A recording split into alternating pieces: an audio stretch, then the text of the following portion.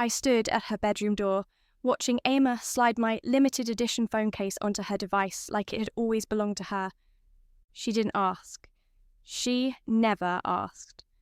The case, matte black with silver constellations that I'd saved 3 months to buy, disappeared into her possession as naturally as breathing. I'd left it on the kitchen counter for 5 minutes while I answered Mum's call, and when I returned, it was gone. I found it an hour later, already fitted perfectly onto her phone, already claimed. "Emma," I said, my voice barely steady. "That's mine." She glanced up from her mirror, still adjusting her hair with one hand, my phone case gleaming in her other palm. "Oh, this. It looks better on my phone anyway. The colour matches my aesthetic." She turned back to her reflection, dismissing me with the ease of someone who'd never been told no. "You can use my old clear one. It's in the drawer." I stood there, frozen in the doorway of her perfectly arranged room. The room with the large windows, the room Mum had repainted in Emma's favourite sage green, the room that used to be the study until Emma decided she wanted more space. My room was smaller, darker, tucked at the end of the hallway like an afterthought. "I saved for that case for 3 months," I said, hating how small my voice sounded. Emma sighed, the kind of exaggerated exhale she reserved for my inconveniences. "Helena, don't be dramatic, it's just a phone case. Besides, I have that dinner with the Harringtons tonight, and this matches my outfit perfectly. You know how important impressions are." She spritzed perfume. My perfume, I realised, the bottle I'd bought last week, and walked past me. "Stop being selfish about little things." The door clicked shut behind her. I stood in the hallway, my hands empty, my chest tight with a familiar ache that had no name but felt like drowning in shallow water. This was how it always went. Emma took, I surrendered. Emma shone, I faded. Emma mattered, I existed in the margins of her light. That evening, Mum called us down for dinner. Dad sat at the head of the table, already scrolling through his phone, half present. Emma glided in, radiant in her navy dress, my phone case catching the chandelier light as she set her device face down beside her plate. My clear, scratched replacement case felt cheap in my pocket. "Doesn't Emma look beautiful tonight?" Mum said, passing the salad bowl. "The Harringtons specifically requested her presence at their charity gala. Such an honour." "I'm sure Helena could go too," Dad murmured, not looking up. Mum's smile tightened. "Helena wasn't invited, dear. Besides, she wouldn't know anyone there. Emma has built these relationships herself through her networking efforts." Emma cut her chicken delicately, the picture of grace. "Maybe next year, Helena, once you develop your own connections." Her tone carried false sweetness, the kind that made my jaw clench. I pushed food around my plate, silent. Speaking required energy I'd stopped having years ago. After dinner, I helped Mum clear the table. Emma disappeared upstairs to finish getting ready, my phone case still gleaming on her device. As I scrubbed dishes, I heard her laughter floating down. She was on the phone with someone, probably her boyfriend David, probably making plans I wouldn't be part of. David. Even thinking his name created a hollowness behind my ribs. We'd met 2 years ago at a coffee shop near campus. He'd bumped into me, apologised profusely, bought my replacement drink, and we talked for 3 hours about architecture and old films and the specific melancholy of autumn evenings. For 6 months, we'd been inseparable. He'd listen when I spoke about feeling invisible at home. He'd hold my hand and tell me I mattered. Then, Emma met him at my 22nd birthday dinner.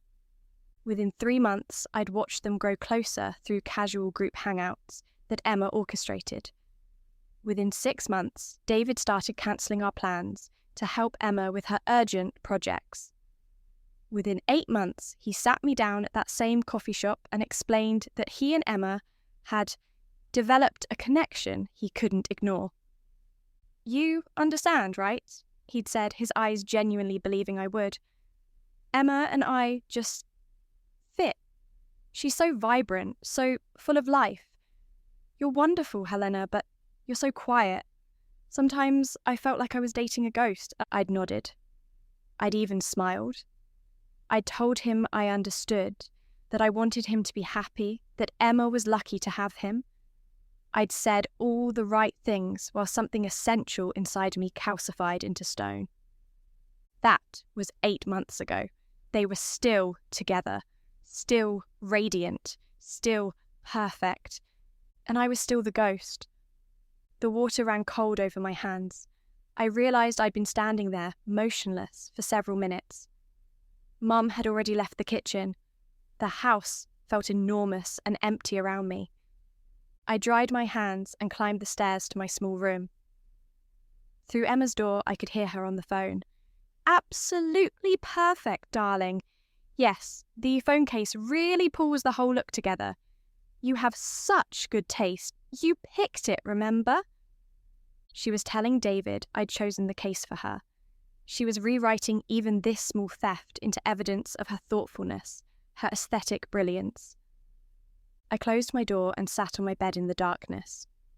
The streetlight outside cast long shadows across my walls, shadows that looked like prison bars. Somewhere in the house, Emma laughed again. Bright, musical, effortless. I lay back and stared at the ceiling, feeling the familiar numbness spread through my limbs like frost. This was my life. This was all it would ever be. Emma taking, me surrendering, the world spinning on as if my absence was simply the natural order of things. The thought arrived quietly without drama. What would happen if I just stopped? Not dramatically, not violently, just ceased. The idea brought unexpected peace, a still, dark pond where I could finally rest. No more comparisons. No more small thefts that accumulated into the vast empty space where my life should have been. No more existing as Emma's shadow, David's mistake, my parents' consolation prize. Just stillness. Just silence. Just an end to this endless, invisible erasure. I closed my eyes. The darkness behind my lids felt welcoming, like coming home after a long journey to a place I'd never been, but somehow recognised. When I opened them again, the ceiling was different. Not my ceiling, not the water-stained plaster I'd memorised over years of sleepless nights. This ceiling was smooth, painted the pale blue I'd begged Mum to let me choose when I was 16, before she decided Emma's room renovation took priority, before my preferences became negotiable, dismissible, forgotten. I sat up slowly. My room looked younger. The poster of that indie band I'd loved before Emma declared them trying too hard hung on my wall. My desk held textbooks from junior year of college. The calendar read April 2019. 6 years ago, 6 years before the phone case, 4 years before David. Long before the accumulated weight of small surrenders had crushed me into nothing. I stood, my legs steady beneath me despite the impossibility of what was happening. My phone sat on the nightstand. My old phone, the one I'd had before 3 upgrades, still in its basic clear case. No constellation case existed yet. I wouldn't see it in that boutique store for another 3 years. My hands weren't shaking. My breathing was calm. Because underneath the shock lived something else. Recognition. I'd died. I'd let go. And somehow, impossibly, I'd been given another chance. Not to relive the same pain. Not to make the same surrenders. But to choose differently. I looked at myself in the mirror across the room. 20 years old, my hair still long because I hadn't yet cut it short to differentiate myself from Emma's flowing locks, my eyes still holding some light that hadn't yet dimmed into resignation. This version of myself didn't know yet what the next 6 years would cost her. Didn't know about the 1,000 small thefts, the accumulated erasures, the slow death of being loved less, chosen second, considered only as an afterthought to Emma's brilliance.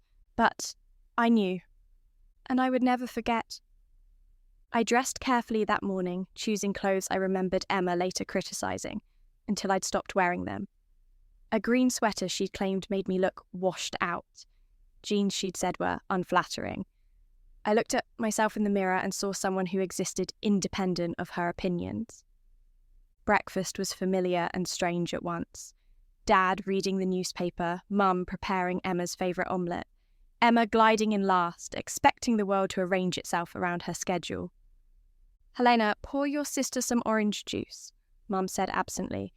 In my first life, I'd stood immediately, always ready to serve, always eager to be helpful, useful, needed. Now I stayed seated, continued eating my toast. "She has hands," I said calmly. The kitchen went silent. Dad's newspaper lowered slightly.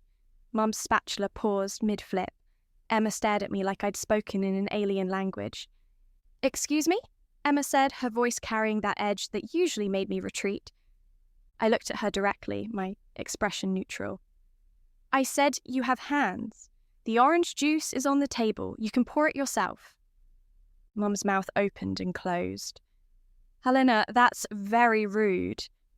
"Is it rude to expect a 22-year-old to pour her own juice?" I asked, my tone genuinely curious. I must have missed that lesson. Emma's face flushed. She stood, grabbed the juice container with more force than necessary, and poured her own glass with sharp, angry movements. "You're being weird," she muttered. "Maybe," I said, and returned to my breakfast. The rest of the meal passed in uncomfortable silence. I felt their confusion, their uncertainty about this shift in the established dynamic. Good, let them be uncertain. I'd spent 6 years uncertain of my own worth, my own right to take up space. Now it was their turn to wonder. After breakfast, I went to campus. The coffee shop where I'd eventually meet David stood on the corner, its familiar awning bright in the spring sunlight. I walked past it without stopping. We had 3 more years before that meeting. 3 years I would now feel differently. In my literature seminar, I sat in the front row instead of the back. When Professor Williams asked for volunteers to present next week's essay topic, I raised my hand. In my first life, I'd never volunteered for anything, afraid of taking up too much space, too much attention, too much of anything that Emma might want. "Helena," Professor Williams said, looking pleased. "Excellent. I'm looking forward to your perspective on Wharton's use of architectural symbolism." After class, a classmate named Jennifer approached me. "Hey, I loved your comment about the house representing Lily's trapped psyche. Want to grab coffee and brainstorm for our essays?" In my first life, I would have made an excuse, worried Emma might need me for something, worried about committing to plans that might conflict with family obligations that always seemed to arise whenever I tried to build my own life. "I'd love to," I said now. "There's a place off campus I've been wanting to try." We spent 2 hours talking about literature, about our goals, about the professors we loved and feared. Jennifer was sharp, funny, passionate about Victorian novels. We made plans to study together again next week. When I returned home that evening, Emma was in the living room, scrolling through her phone with an annoyed expression. "Where were you?" she asked, looking up. "I texted you 3 times. I pulled out my phone, saw her messages. "Need you to pick up my dry cleaning. Can you grab milk on your way home?" "Where are you?" "I was with a friend," I said simply. "Well, I needed you," Emma said, standing. "The dry cleaners closes at 6 and I have an event tomorrow." "Then you should have picked it up yourself," I interrupted calmly. "Or planned better." Her eyes widened. "What is wrong with you today? First the orange juice thing, now this." "Nothing's wrong with me," I said. "I'm just not available to run your errands anymore." "You're an adult, Emma. Act like one." I walked upstairs before she could respond, leaving her standing in the living room, her mouth open in shock. Over the following weeks, I continued the quiet revolution. When Mum asked me to rearrange my schedule to drive Emma to an appointment, I declined and suggested Emma use the rideshare app. When Dad requested I help Emma prepare for her presentation, I reminded him Emma had graduated with honours and was perfectly capable of preparation herself. I joined a book club. I started attending poetry readings downtown. I applied for a summer internship at an architecture firm I'd always admired but had never pursued because Emma had declared architecture too technical for her tastes, and I'd somehow internalized that as a judgment of my own interests. I got the internship. The morning I received the acceptance email, I came downstairs to find Emma at the kitchen table, crying. Mum sat beside her, rubbing her back, while Dad hovered anxiously. "What happened?" I asked. "Emma didn't get the marketing position at Hoffman Industries," Mum said, her voice heavy with sympathy. "They said she was too inexperienced despite her excellent interview." In my first life, I'd spent that entire day consoling Emma, reminding her of her worth, helping her draft appeals and new applications. I'd sacrificed my own celebration. I'd received a small scholarship that same day to ensure Emma felt supported in her disappointment. Now, I poured myself coffee and said, "That's unfortunate. I'm sure you'll find something else." Emma looked up, her eyes red. "That's all you have to say?" "What else is there?" I asked genuinely. "You didn't get one job. There will be others. That's how job searching works." "Helena," Mum said sharply, "your sister is upset. Show some compassion." "I do have compassion," I said. "But Emma's disappointment isn't my responsibility to fix. She's capable of handling her own emotions." I took my coffee upstairs, leaving them in stunned silence. That afternoon, I went for a walk in the park near our house. The spring air was fresh, the trees flowering in clouds of pink and white.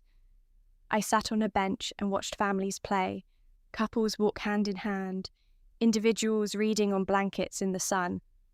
For the first time in either life, I felt the tightness in my chest begin to loosen.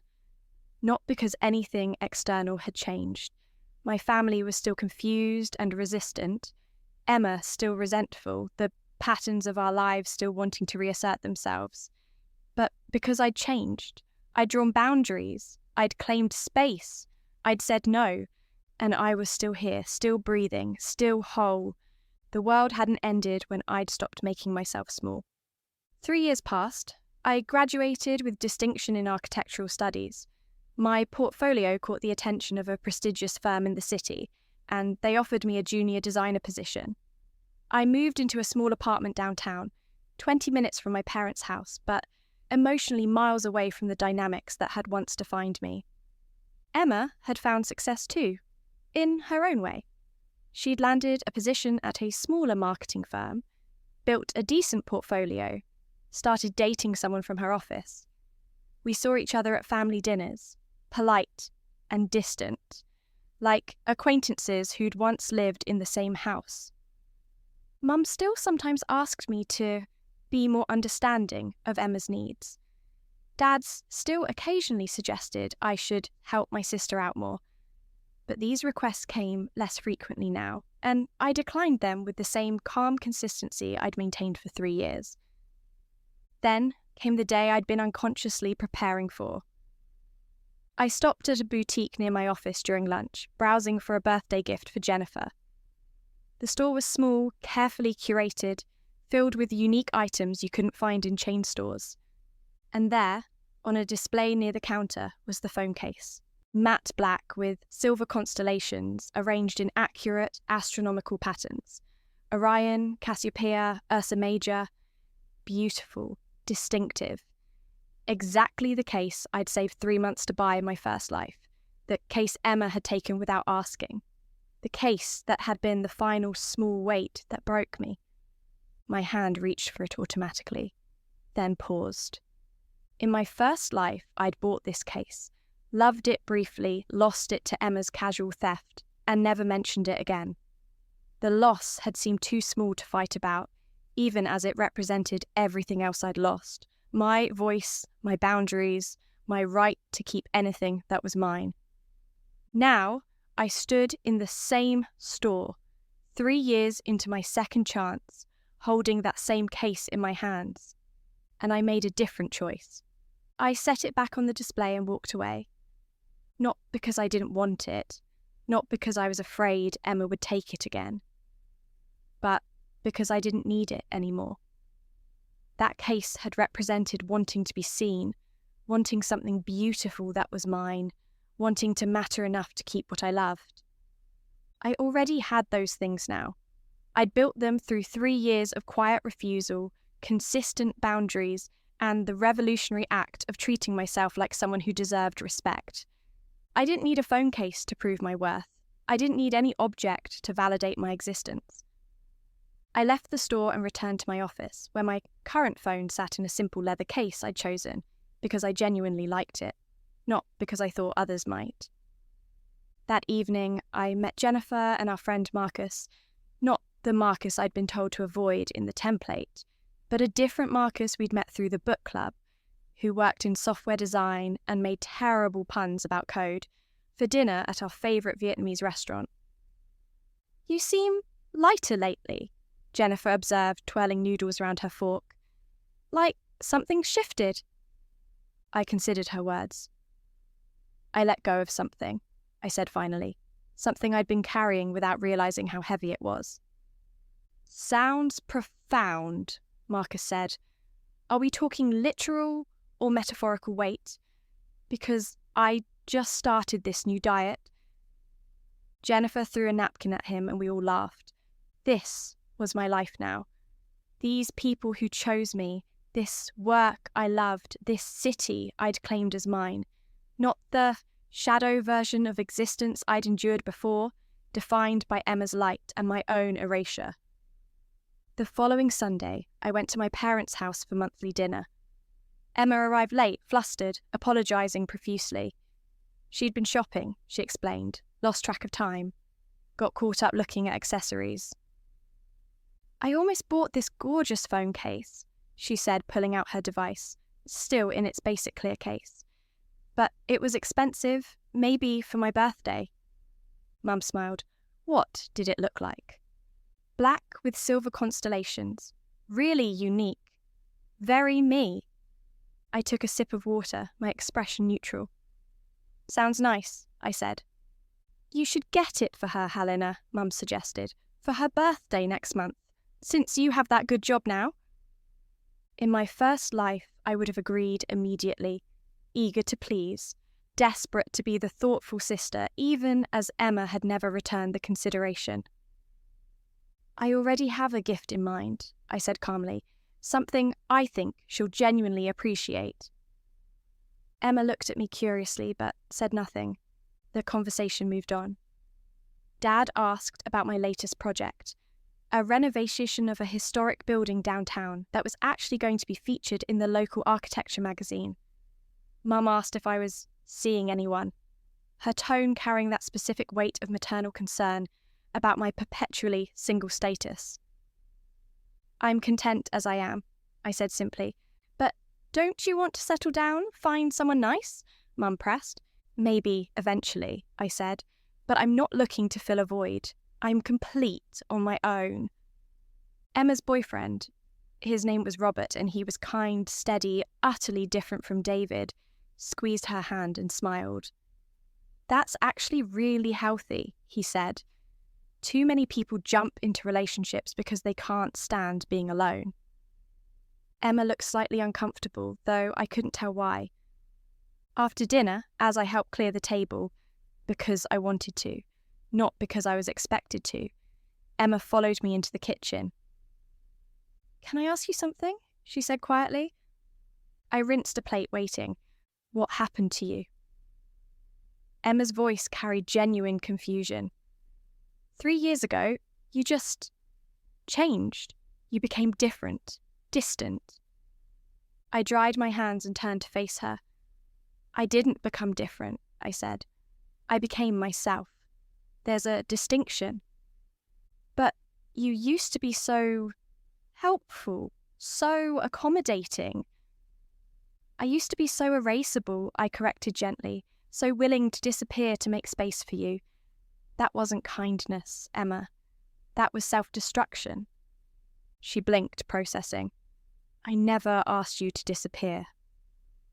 "You didn't have to ask," I said.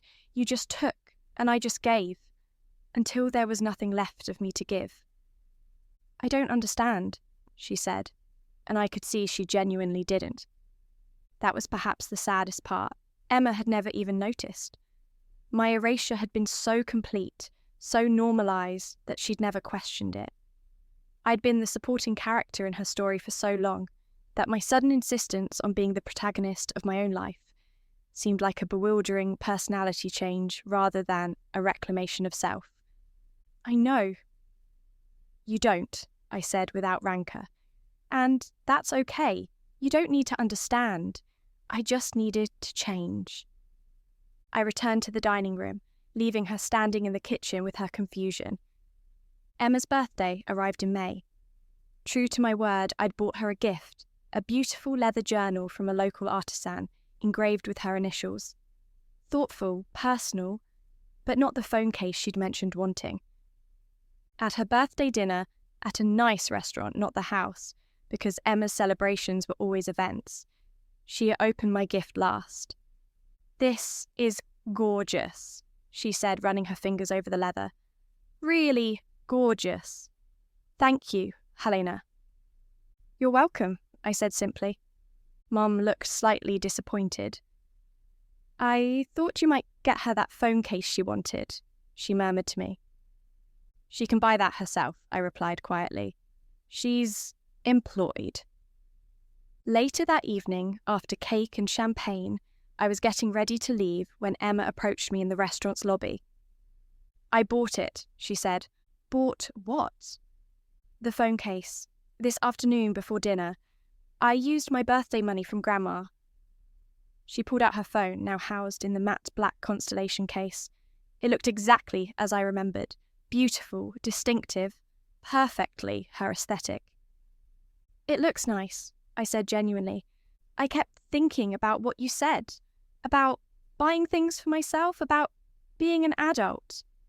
She studied the case in her hands. "I've been thinking about a lot of things you've said, actually, these past 3 years." I waited, curious where this was going. "Robert said something interesting last week," Emma continued. "He said he likes how independent I've become since we started dating, how I handle my own problems, make my own decisions. He said it's attractive." She looked up at me. "But I think maybe I didn't become that way because of him. I think I became that way because you stopped doing everything for me." It was perhaps the closest Emma had ever come to acknowledging the dynamic we'd lived in for years. "You were always capable," I said. "You just didn't have to be." She nodded slowly. "I'm sorry," she said quietly, "for taking, for not seeing, for assuming you'd always just be there, waiting." The apology landed softly in the space between us. In my first life, I'd never heard it. I died waiting for some acknowledgement that I mattered, that my sacrifices had been seen, that my erasure had consequences.